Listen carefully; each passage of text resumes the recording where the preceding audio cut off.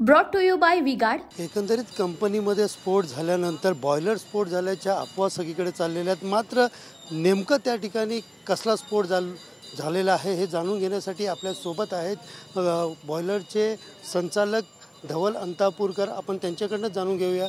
Sir, काल जो स्फोट झालेला आहे हा नेमका कसला स्फोट झालेला आहे? हा कंपनीमध्ये एकतर पहिली गोष्ट की या कंपनीत बॉयलर नाही आहे आणि हा जो स्फोट झालेला आहे साईटच्या कंडिशन्सवरून असं दिसतं आहे की तिथे रिॲक्टरचा स्फोट झालेला आहे, कारण रिॲक्टरचे पार्ट्स तिथे दिसत आहेत आपल्याला। एकंदरीत हा जो ब्लास्ट झालेला आहे कशामुळे आणि किती मोठा होता आणि काय तुम्ही जे पाहणी केली त्याच्यामध्ये निष्पन्न? सिव्हिअर एक्सप्लोजन आहे। आजूबाजूचे 4-5 जेवढ्या कंपनी आहेत पेरिफेरमध्ये त्यांचं सगळ्यांचंच डॅमेज झालेले आहेत मोठ्या प्रमाणात। 1-1.5 किलोमीटरपर्यंत त्याचे हादरे बसलेले आहेत। भाइयों बहनों, उनके राज में पावर रहे अनस्टेबल और हम रखे सब स्मूथ और स्टेबल। हमारा नेता कैसा हो जो स्टेबल पावर दे वैसा हो। अब की बार वी-गार्ड एसी स्टेबलाइजर का चमत्कार। त्यामुळे एक्सप्लोजन खूप सिव्हिअर आहे, खूप अनफॉर्च्युनेट इन्सिडेंट आहे। हा कुठलाही एक्सप्लोजन असतो तो फार अनफॉर्च्युनेट असतो, पण बॉयलरचे एक्सप्लोजन जनरली होत नाही। महाराष्ट्रात जवळपास 6000 बॉयलर चालू आहेत आणि सर्वच बॉयलर इन्स्पेक्शन स्ट्रिंजंट असल्यामुळे सेफली चालतात। त्याच्यावरती अटेंडंट असतो, दरवर्षी त्याचे इन्स्पेक्शन होतात। या सगळ्यामुळे बॉयलरचे एक्सप्लोजन होत नाही। डोंबिवलीमध्ये एकूण आता किती बॉयलर आहेत आणि कशा पद्धतीचे आहेत, कारण किती कंपन्यांमध्ये तुम्ही पाहणी केलेली आहे? डोंबिवलीमध्ये एकूण 90 बॉयलर सध्या चालू आहेत। 120 बॉयलर जवळपास एक्झिस्टन्समध्ये आहे, बाकी बॉयलर बंद आहेत।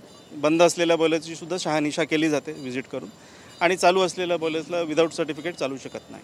नेहमी आपण पाहतो की अनेक ठिकाणी ब्लास्ट होतात किंवा स्फोट होतो, त्यावेळेला अशा गोष्टी सांगितल्या जातात की बॉयलर स्फोट होतो।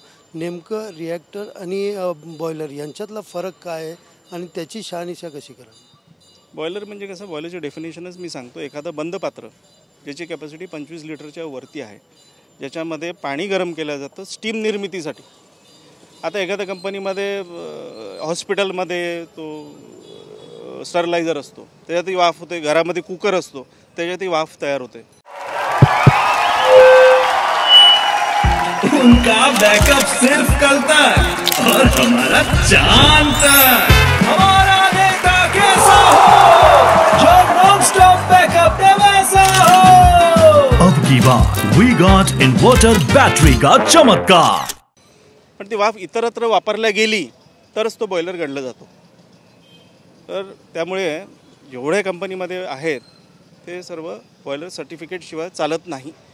आणि रिॲक्टर जो आहे ज्याच्यामध्ये पाण्याचा आणि स्टीमचा काही संबंध नाही। रिॲक्टरमध्ये 2 प्रकारचे केमिकल 4 प्रकारचे केमिकल मिक्स केले जातात एक तिसरं प्रॉडक्ट बनवायसाठी।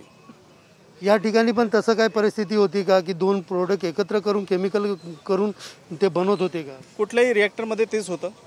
कुठल्याही रिॲक्टरमध्ये तीच प्रोसिजर असते की 2-3 प्रकारचे केमिकल मिक्स केले जातात for formation of third product. एकंदरीत पाहिलं आपण तर डोंबिवलीमध्ये आपण ज्या पद्धतीने पाहिलं 90पेक्षा जास्त बॉयलर जे आहेत ते या ठिकाणी आहेत। धोका असला तरी त्याचं वेळोवेळी तपासणी जी आहे ती अधिकाऱ्याकडनं केली जात असल्याचं या ठिकाणी संचालक यांनी सांगितलेलं आहे।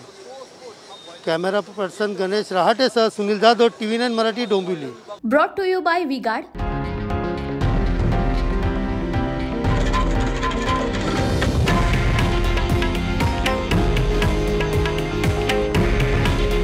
हे आहे देशातील नंबर 1 न्यूज नेटवर्क आणि आपण पाहत आहात TV9 मराठी। काळजी तुमची, हित महाराष्ट्राचं।